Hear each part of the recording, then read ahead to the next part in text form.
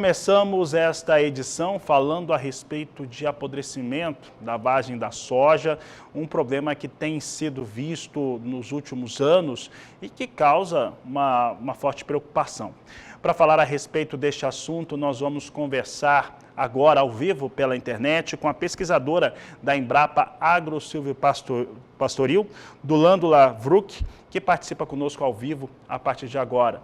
Dulândula, obrigado pela sua participação e eu quero saber, nosso público também, quais são as principais causas do aparecimento da anomalia, quando é mais comum que ela surja e se já existe alguma definição em relação a como que ocorrem os ataques à planta de soja. Boa tarde, seja bem-vinda. Boa tarde a todos. Bem, esse é um problema realmente que nos está causando muita dor de cabeça. É um problema que está nas últimas 3, 4 safras, apareceu com a maior intensidade. A cada safra que ocorre, esse está aumentando a área, né, de abrangência com esse problema. Esse apodrecimento ele ocorre mais no final do enchimento de grãos. Então, o produtor ele acredita, se chega até na fase R5, né?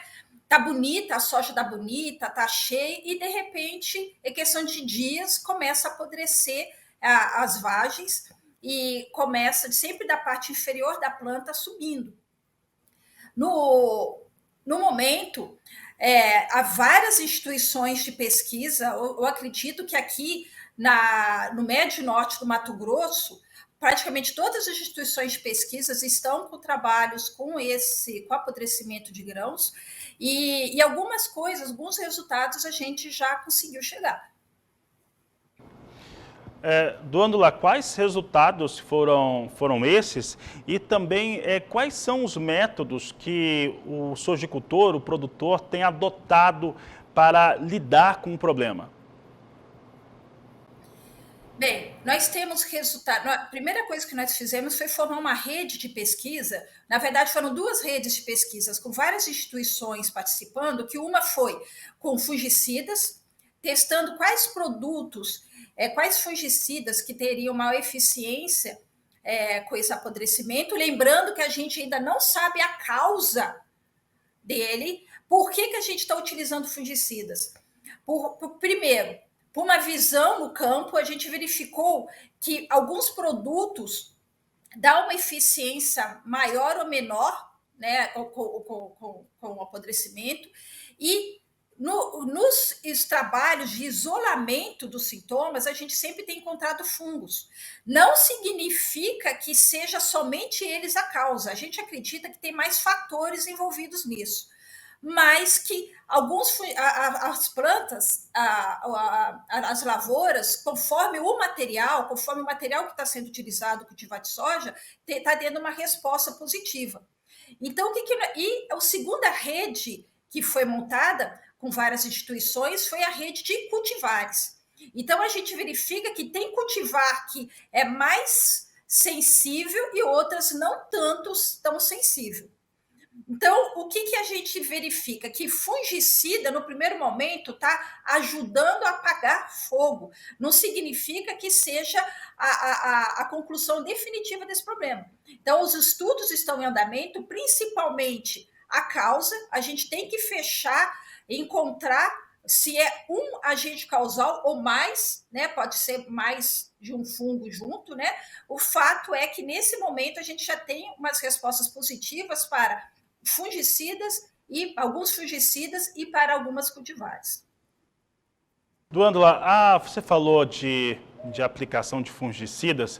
A aplicação preventiva tem agido de alguma forma positiva em relação ao controle do que está ocorrendo?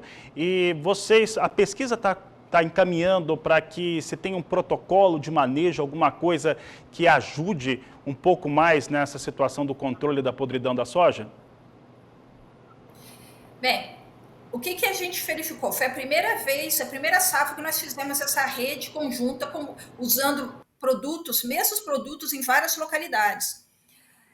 Você tem que ver que, primeiro, quando a gente está falando do apodrecimento, a gente não pode esquecer que tem outras doenças da soja, tá? Então, a gente testou justamente aqueles fungicidas que já são utilizados na lavoura. O momento de aplicação tem sim um adiantamento. Só que a gente tem que tomar cuidado. A gente está mexendo com produtos, está mexendo com fungicidas que matam não só o malzinho, mas mata os bonzinhos também. Então, é critério na utilização. Como eu disse, só os fungicidas sozinhos, eles também não estão fazendo milagre. O produtor também tem que se atentar aos resultados da rede de cultivares para escolher uma cultivar mais adequada com a sua região e que apresente menos problemas, menos sintomas, menos apodrecimento. Para encerrarmos aqui a nossa entrevista, as redes que foram criadas, a pesquisa que está trabalhando, consegue determinar quais as perdas que a doença já trouxe para a cultura, que já acarretaram para a cultura? Chegar a esse valor sozinho, somente atribuir só para o apodrecimento é complicado. Por quê? Porque esse problema ocorre justamente na época, quase assim, fechando ao ciclo da lavoura, e é época de chuva.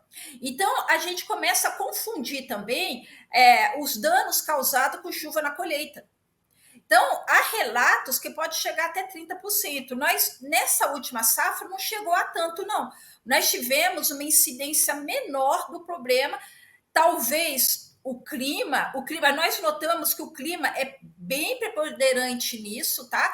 O manejo da lavoura. Então, quando a gente está falando do apodrecimento, e lembrando que a gente não consegue isolar a perda só para o apodrecimento. E a mesma coisa para o manejo. O manejo não vai ser só a escolha de cultivar, não vai ser só a utilização de fungicidas. Então, o que tem que deixar claro precisa de um manejo da cultura. Lembrando desde a base, da parte de fertilidade, a parte química e física do solo, com o manejo de plantas daninhas, etc., mais a utilização de fungicidas e aí, antes disso, né, lógico, a escolha de cultivares. Então, tudo isso tende a ter uma menor perda com esse problema no final. Lembrando que sempre se misturam, né? No momento da colheita, quando eu tenho a chuva, até mascar um pouco esse problema, o problema de apodrecimento, né? Porque juntam os dois problemas juntos.